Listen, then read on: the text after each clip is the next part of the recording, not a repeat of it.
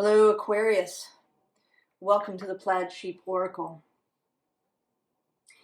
This reading, it is for Aquarius, but it's kind of for everyone. It is not just those with Aquarius placements, but for the Aquarius energy in all of us. I wondered what reading would show up today. It's election day here in the United States. And even if you do not live in the US, you may know that it is tense.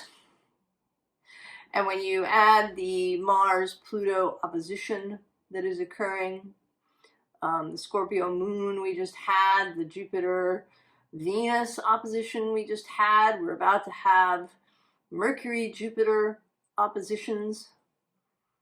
And then on the 19th of November, Pluto moves into Aquarius. And I think that this reading is about that possibility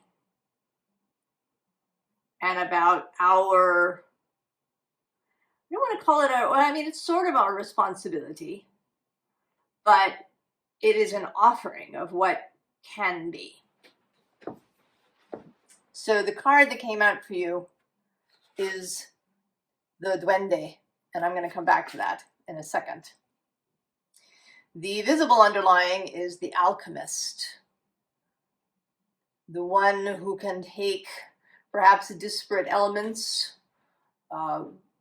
difficult elements, reduce them, transform them. Below that is the Star Climber. And I'm actually just seeing now, below that is this particular Mobius image. Oh, and then also I'm going to go one more. The Siren.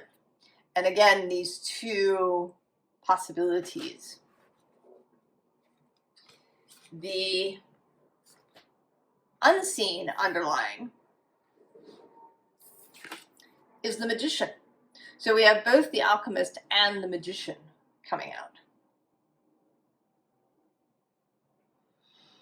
And I kind of expected the Magician. I felt him as I was shuffling the deck. Interestingly, it was the Hypocrite that was sitting on top of the deck when it sort of raised its hand to be shuffled. So there is the possibility, there is our power, our ability. And so we have the Duende. And I'm going to read both from the guidebook and then from Federico Lorca's speech about Duende. So, from the guidebook, the attribute. The Duende is a spirit of the deepest creativity, a silent sound, a struggle that surges up from the soles of our feet. It is of blood, ancient culture, and action, and it calls us out. Without it, our artistic works will be tepid and superficial, yet with it our nerve endings become exposed and raw. It comes with full force or not at all, burning through us, searing away our resistance. The Duende fires us with a power far beyond our normal capacity for expression, making us an outlet of profound art and music. Both primitive and highly sophisticated, its presence sets alight the core of our potential. It is the passionate specter of the earth, a hobgoblin muse demanding that we open ourselves to all possibilities. With guttural song summoned from the caves of our souls, it accepts no lies. The Duende is nearby, a pregnant and overwhelming power that is life, fate, and the consummation of risk and knowledge. It is not a mere concept, but a very real presence. Made visible, it is huge, potent, patient, and less tolerant than anything the human will can grasp. It is a bittersweet bliss that will infiltrate the bloodstream like a toxin. It is life loved and lived with the greatest of passions, but if that love is lost, the Duende leaves us with an inconsolable grief. Also, there's the guidebook has, in addition to its descriptions, it has these little sort of stories in the back, the tales of each archetype. The Duende's tale. Sometimes I see the duende in the glimpse of a sparrow's eye, or in a painting, or in the shade of a passing galaxy. But mostly I just feel it. I feel it out there, just beyond the edges of our furthest vision. Gold and Prussian blue, wheels of ebony trimmed with steel cobwebs, rotating cogs, clockwork turning out sparks against an infinite sky. It tastes of brimstone and smells like moss and fireworks in the night. It sounds both silent and saxophone, and its almost touch against my skin is so exquisite that I can barely bring myself to purr.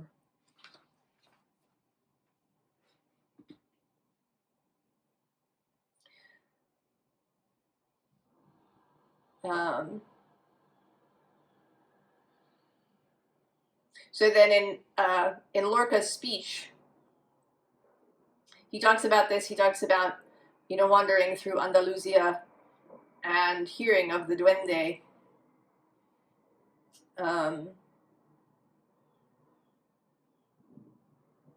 Of dark sounds, mysterious forces. So then, the duende is a force, not a labor, a struggle, not a thought. I heard an old maestro of the guitar say, the duende is not in the throat. The duende surges up inside from the soles of the feet. Meaning, it's not a question of skill, but of a style that's truly alive. Meaning, it's in the veins. Meaning, it's of the most ancient culture of immediate creation.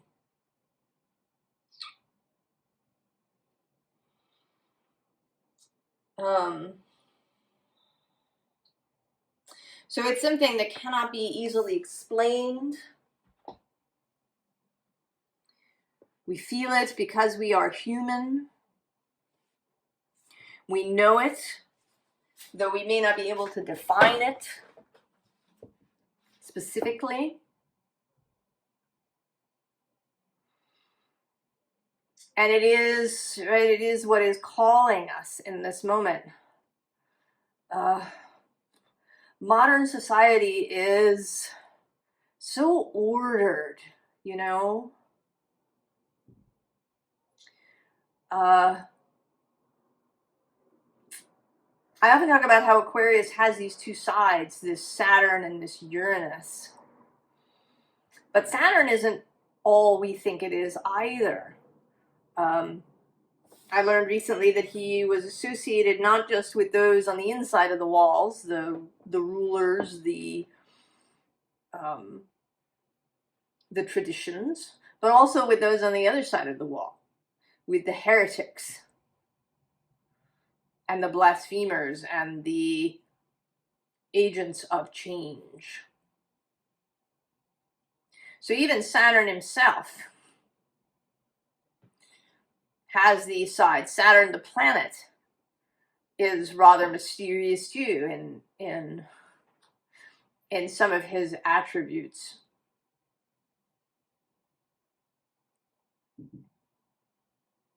So the what one might call the shadow, the dark side, the unwanted bits of Aquarius, this sameness, this groupthink, this kind of Borg.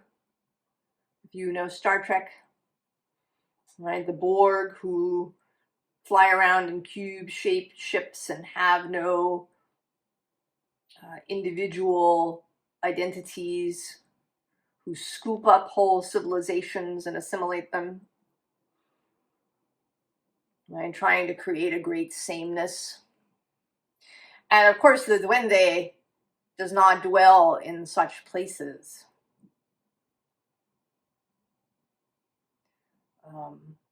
The Borg attitude is anathema to the duende.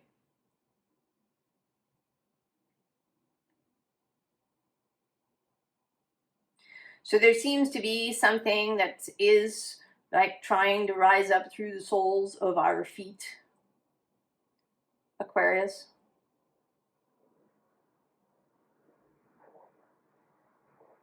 And that, right, that we have a great deal of ability and power and choice in this, in how humanity moves forward. That we don't have to accept other people's ideas about it. We don't have to accept that it has to, resemble or rhyme with history and the previous times of Pluto moving through Aquarius. That it can be completely different. And that this idea, right, of alchemy, of magic, of the duende is integral to that. And we begin here with compassion. That this is where it has to be centered. And below that with mindfulness. And not mindfulness in the Buddhist sense, but in the antonym to mindlessness. That we are aware, that we don't act on autopilot.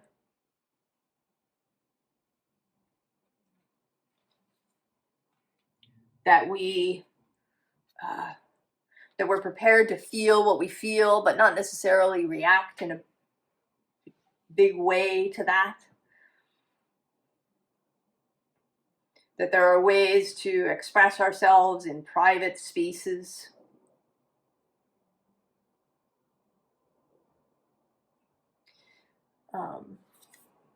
Interestingly, the card underneath is constraints, and then right beyond that is insight.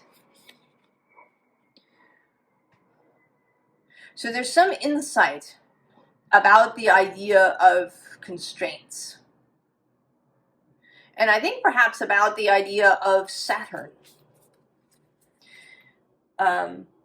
He is going to meet Neptune in Aries.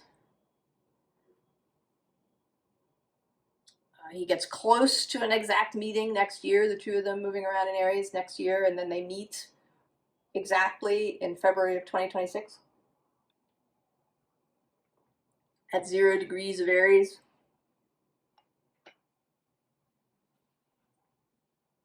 Uranus moving into Gemini. There's all this possibility.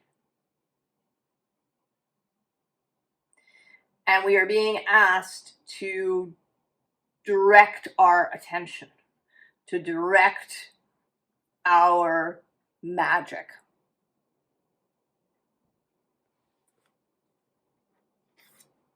With optimism,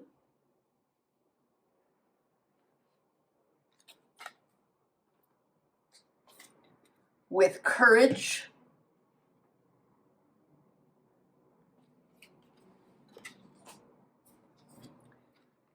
and using our intuition. Rather than, relying on other people's judgments or other people's predictions or whatever else. What is it that's wanting to come up through the soles of your feet, Aquarius?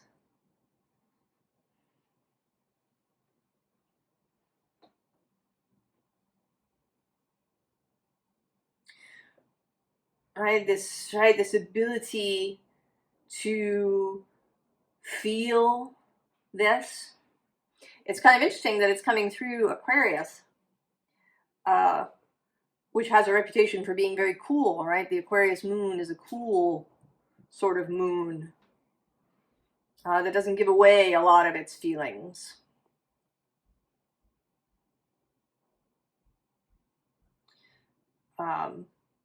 But you are also the water bearer. You hold the feelings. And perhaps the Aquarius energy, not so much Aquarius individuals, but Aquarius energy holds the water, the emotions of existence. That they kind of pass through Aquarius's hands.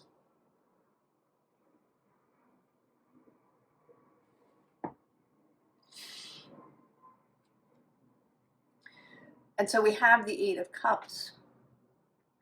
And this particular, Eight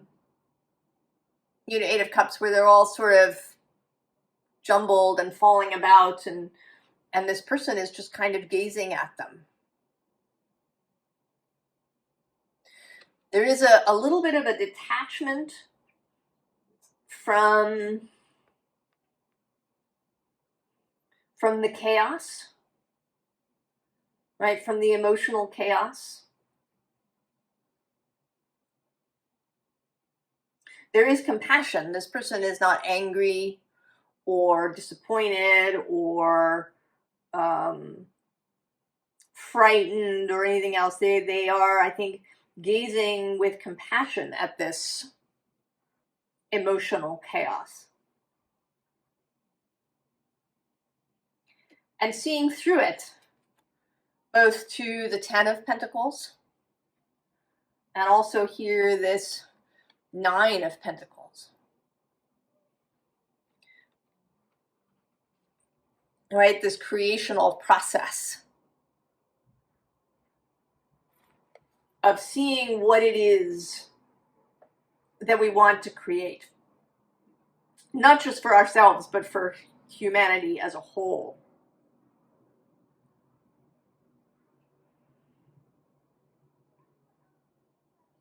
I think that association of Aquarius with kind of humanitarian things, I think that's a modern addition.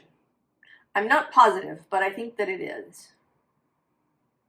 And it may be through sort of increased globalization, our increased understanding of how interconnected we all are, and of this aspect of, right, both of Saturn holding those within the wall and those without the wall. The Uranian energy of innovation. And then also Aquarius holding these waters. The bottom is the 2 of Cups. Very personal. You know, this is both very personal as well as global.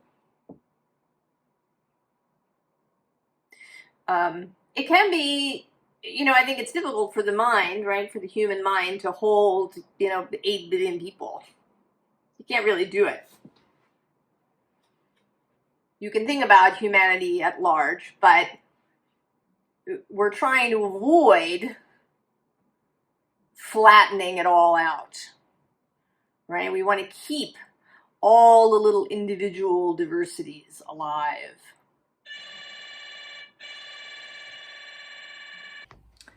My apologies, Aquarius. I had a delivery come earlier than expected. So where were we? We were with the individuals. Thinking about both the individuals as well as society at large. And with this 5 of Swords,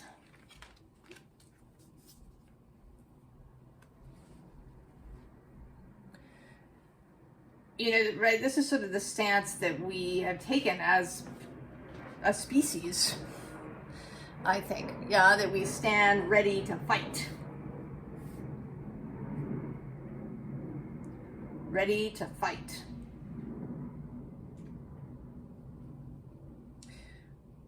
But that it doesn't, right, it doesn't have to be this way.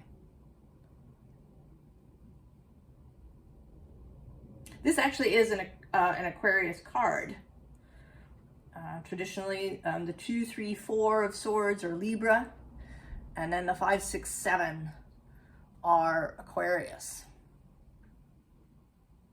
I'm actually not sure what planet in Aquarius,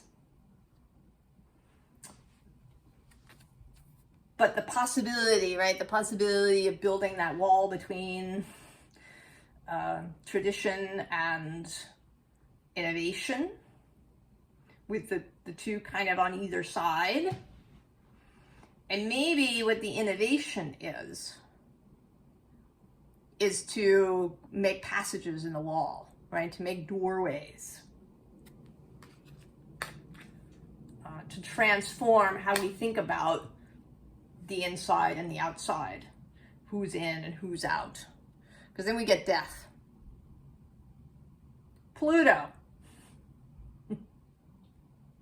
Pluto, right? Death goes everywhere. Death comes to those within the walls and those in the outside.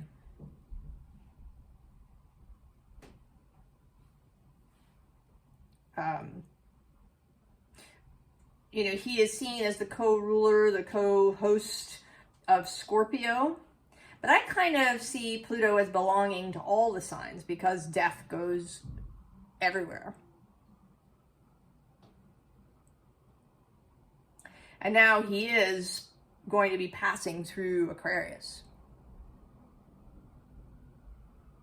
What sort of transformation would you like to see? So again, right, judgment, the newness, but what sort of judgment? Is it the judgment of the sword that cuts things off, that cuts people out, that decides, you know, these people were good and these people were bad, and, you know, is that kind of, you know, is that the kind of judgment that we want? Or are we more interested in this sort of angel? Right? An angel with a sword or an angel with a cup? And you are the water bearer, Aquarius. This possibility of healing. The healer actually is on the bottom now, right? That I took the magician away. The healer archetype is down there.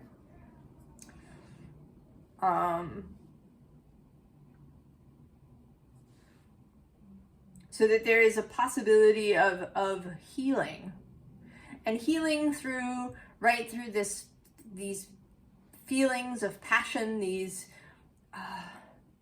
you know, these things we can't name clearly, right? These are the really human things. You know, it kind of isn't about language particularly, or writing, or these things that we associate with what makes humans different from other animals. It's kind of not about that. What unites us are these intangible things. It's the water.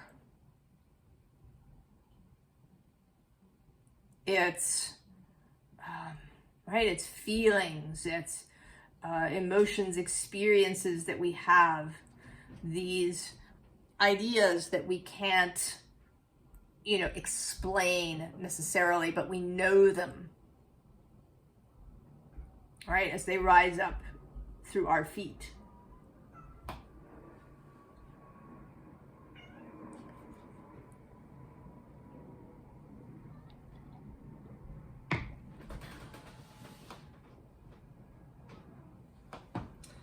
Oh, Jupiter the kitty is asking for attention. Maybe he's feeling it too. Something rising up through the soles of our feet. And then this Eight of Wands, and it's a very interesting Eight of Wands in this Hush Tarot. The sense that maybe we've been asleep and that these birds are bringing a kind of wake-up call. This Four of Cups underneath kind of talks about that too. You know, that life is maybe just, right? It's gotten too regular, too flat, too jaded.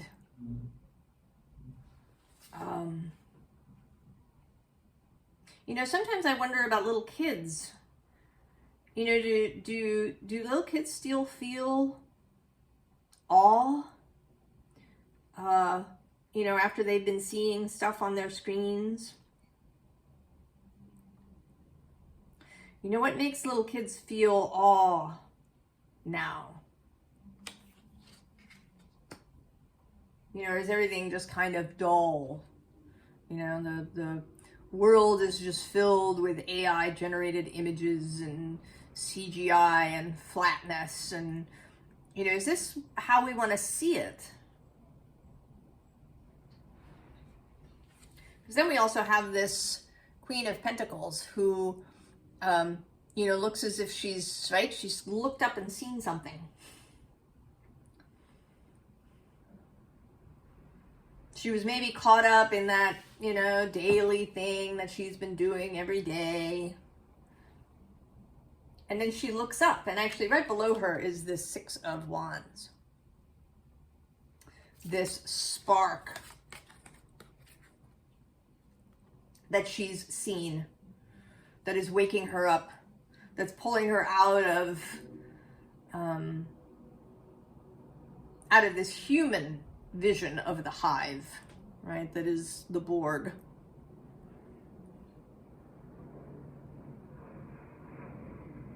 Right? I think an actual hive is very different.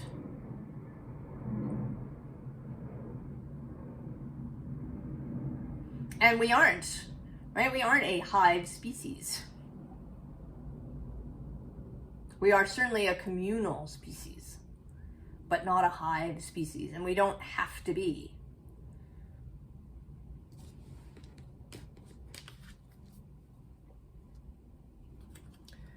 So we get the Seven of Wands.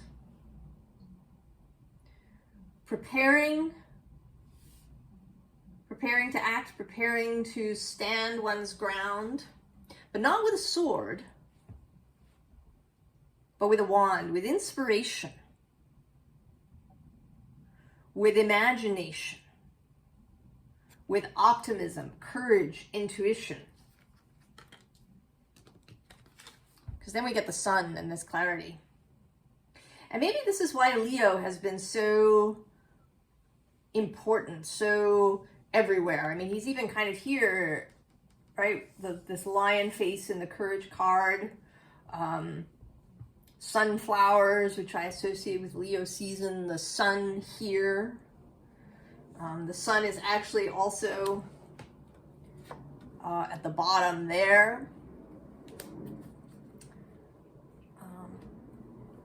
I saw it and will appear again.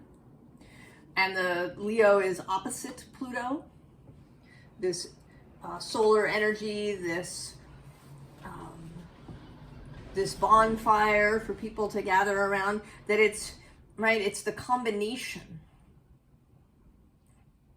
of Leo and Aquarius that we're after. And we're sort of going to get that because in a couple of years, right, we're going to go through the nodes moving Pisces, Virgo, and then the North Node will shift into Aquarius at the end of 2026.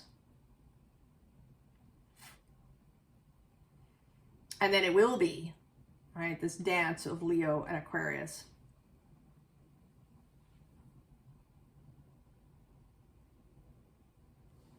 And interestingly, the last time Uranus was in Taurus, Pluto was in Leo. So there's something about that.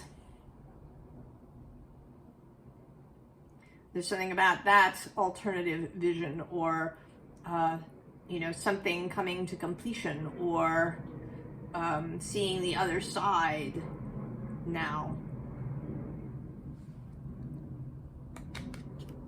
And this sun, right, the sun is also clarity.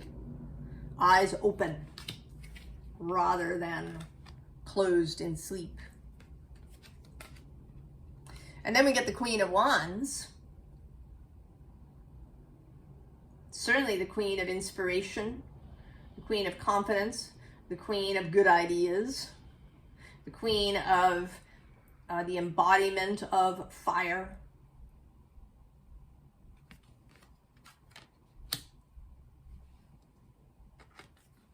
And then the King of Swords. Aquarius's court card. But here, not showing up as a human, but as this wild turkey.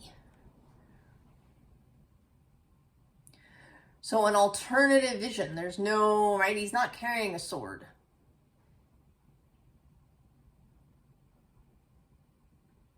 To move forward, not with the sword. And I want to say that also means not with pure intellect, not with science and technology and STEM and a kind of digital aspect that has come to be associated with Aquarius, but with flesh and blood and bone. Aquarius, the water carrier.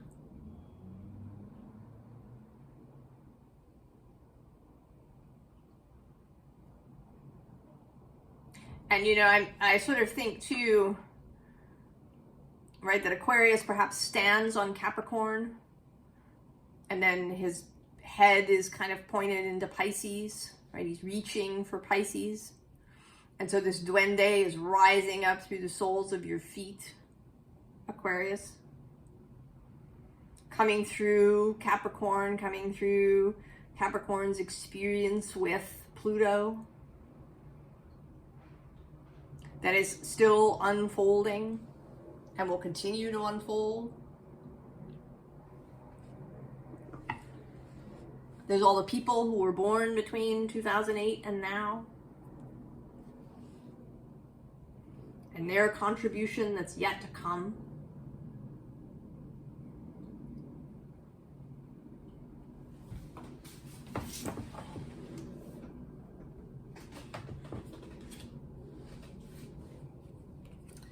High Priestess, more this idea of intuition.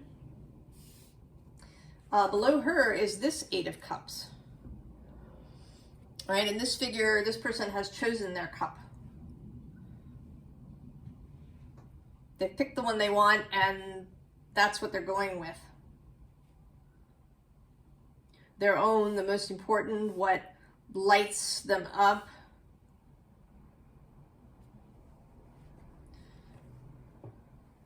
Their own heart cup, not anybody else's.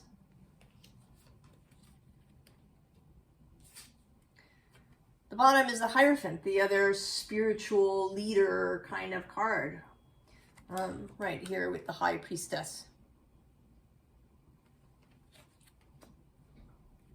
And again, not a person, but a tree. A different view of what humanity can be.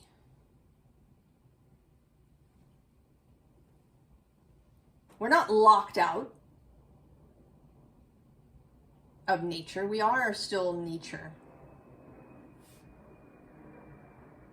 We can erect as many glass and concrete towers as we want. We are still part of nature. We can remember that. Four of Wands. Exuberance, excitement.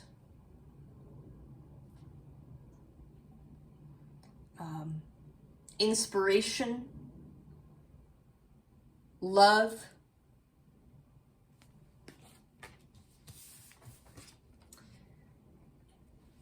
And then these two cards. You know, and this is the Five of Swords repeating.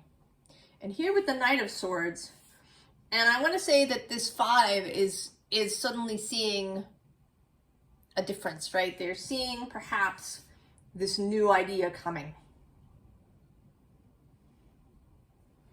Right? They were busy with their five swords, with feeling the conflict, with desiring victory, with attempting to achieve change through logical argument, perhaps. My facts are better than your facts.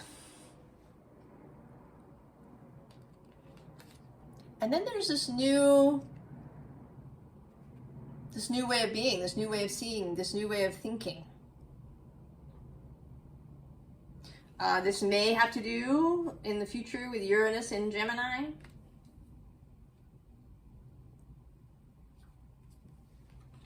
Changing how we think. New ways of implementing the new philosophy that maybe we're building as Jupiter passes through the space.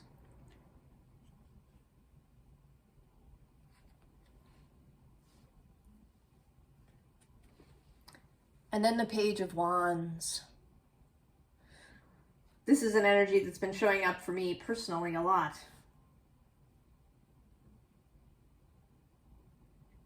And what strikes me most is, I mean, beyond this idea of fire and inspiration, is the innocence. The divesting oneself of all of the jadedness, the cynicism. Well, I know what happened before. It's always going to be this way. The Page of Wands does not see things in that way. The Page of Wands is filled with possibility and imagination and awe and wonder.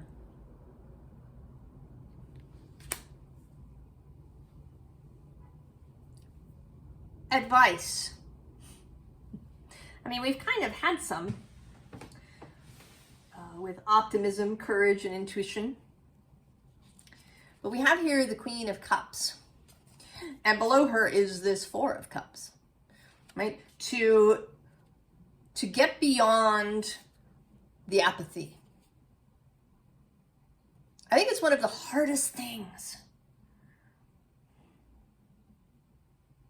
Right? We get so used to just accepting what is there. We get into a pattern of cynicism and, seeing things as boring and banal and flat, right? We escape into Netflix and other things. But right behind this Four of Cups, I mean, first of all, this cup is shooting a rainbow out over here behind her. And then beyond that is this Ten of Cups. And actually also the Knight of Cups, who maybe is wanting to deliver this rainbow that's coming out of the cup. That you might see yourself, Aquarius, less as the King of Swords and more as the Knight of Cups.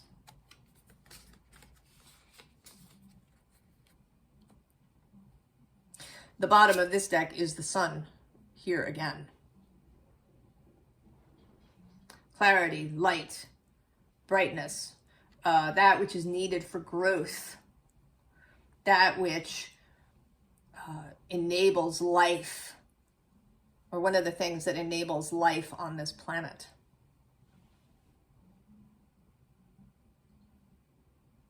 I'm also having a thought about the solstice, whichever solstice you're coming up on. So there may be something in that, some event that may be a personal message, perhaps, for some of you. Something about the solstice. There's also this Cancer kind of thing coming through, and there has been this Leo-Cancer connection. And there is Mars, who I have an Aries sun, so Mars is significant to me. He's moving back and forth between Leo and Cancer. Also next year, by May, I think, Jupiter will be moving into Cancer. And then into Leo. And he will be in these spaces as Uranus makes that move into Gemini. And as Saturn and Neptune meet in Aries. So there's connections there with Cancer and Leo. The Queen of Cups is Cancer. And then we have the Chariot. This movement, heart-based movement. And, I don't know why these cards wanted to come out not in the row that they usually come out, but vertically. I have quite enough rooms. So first we have this Chariot. And there is, right, he looks like he's on an adventure, right? He looks like maybe he stole this carriage.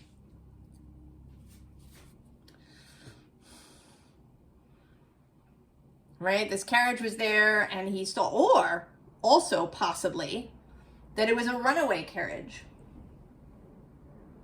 And he has leapt onto the roof in order to bring the carriage back under control so that it keeps its movement, but it's not careering all over the road and causing damage. And right, there's a heroic aspect today to this character, to this charioteer, that he didn't mean to be here. He wasn't, right? He's not the owner or the official driver of this carriage, this chariot. He has leapt into it. And then the Seven of Swords. And here this sense perhaps of just dropping ideas, dropping convictions, dropping mental stuff. Some of it perhaps deceptive, deliberately or incidentally deceptive. Right? There's lots of things our parents told us. They didn't mean to deceive us. They didn't mean to fool us, but they were wrong. Right? They had their own ideas. Society has its ideas. It doesn't have to be deliberately misleading. It can just be incidentally misleading. And you're just dropping all this stuff. Because then the next card right underneath is the Hermit, who keeps his own counsel. I think of the Hermit as being kind of, the Hermit when he's in his most positive aspect, as being like connected to the community around him, but separate from it. So he's not hiding in the woods. He's not isolated. If people come and, if he meets people on the road, maybe he goes into town periodically and has, lunch at the pub, and he chats with people. So he's involved in that way. But he doesn't get attached, right? He doesn't get sucked in. He doesn't get, pulled into this faction or that faction. He keeps his head. He keeps his own heart. Right? His main communication is with his own soul, with his own heart, with Source.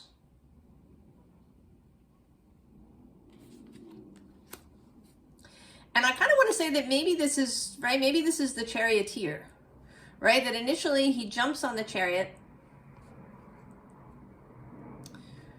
and when he's up there, he realizes, right? He realizes maybe he has this higher view because he's up there on the roof. Maybe because he's now in flow with the chariot, with the cosmos. He begins to see things that he didn't see before. He's having this experience. Then he, ends up right in this hermit idea. And then finally, we have Temperance. And the sun kind of appears here again with the moon. This more angelic state.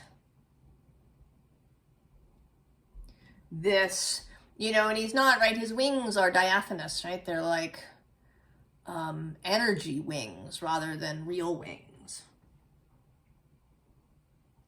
So he is human, but he has this acknowledged connection to Source,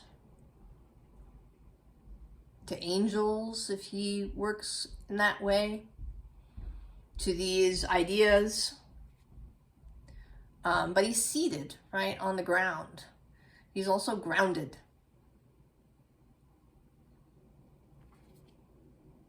And he has this, right, the sun and this moon, he is in the day. He's moving through life as a human being. But he knows his own power. He knows that while he is, right, he's human, he is also the alchemist, he's the magician, he's the healer.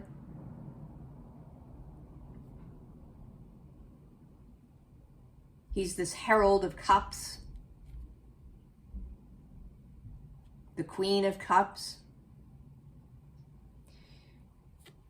He listens, he feels the duende, the inspiration, the call of the earth, of the cosmos, of his own heart.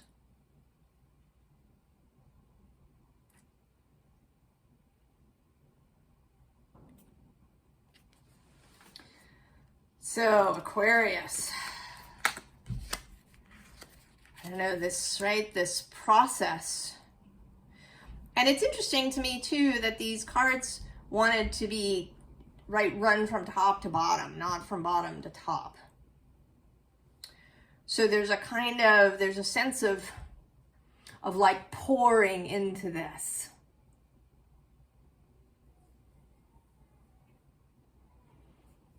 And then maybe also pouring it out.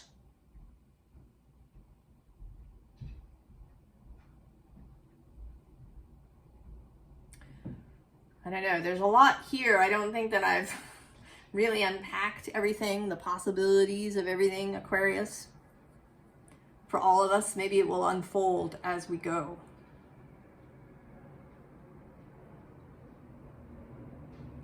But I hope that you are well. If you do live in the United States, I hope that you are feeling well now. By the time I post this, there may well be a result to the election. I don't know. But that you can, be in this space of compassion, of optimism, of courage, of listening to your intuition, of listening to the duende, feeling the duende, of your imagination, what it is that you want to create, the duende of your creation.